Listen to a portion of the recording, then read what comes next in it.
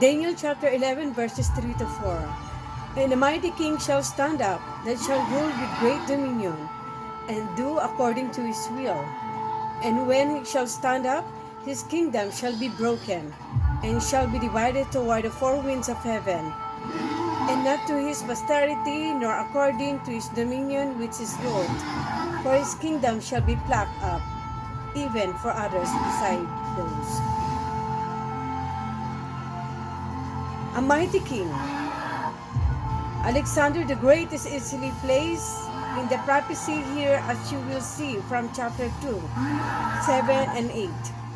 Also from the facts stated as we continue on. Great dominion. Alexander finally defeated the Persians at the Battle of Arbela in 331 BC.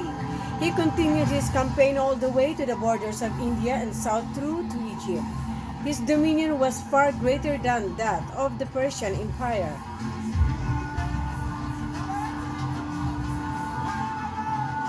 When he shall stand up, when he is at his peak. Kingdom broken, divided towards four winds.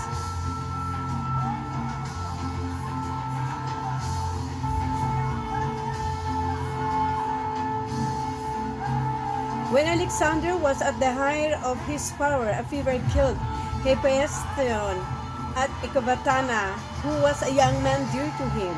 On returning to Babylon, a vast funeral was erected costing over $10 million. To drink to intoxication at a funeral was required as a token of respectful sympathy toward the deceased.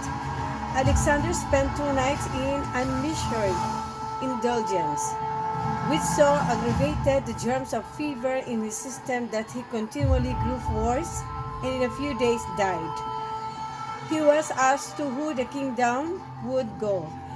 His reply was to the strongest, the 11th of Daniel by Quistus Grant Lamson, page 3536, 1909. He was said to have drunk equal to the 21 quests, and then twice drunk full the Herculean cup containing over 1 gallon.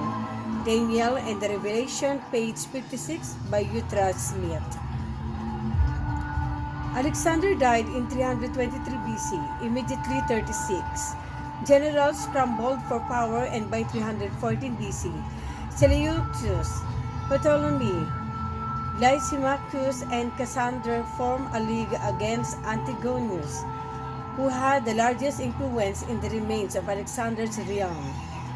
The contest ebbed and flowed. Seleucus gained Babylon in 312 BC and established a long line of kings. Lysimachus and Ptolemy assumed the title of kings in 305 BC, and Cassander about the same year.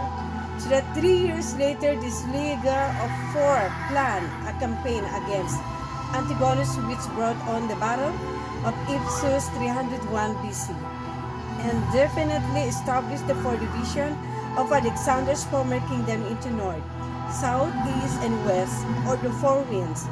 These four directions are according to Palestine, Daniel's homeland.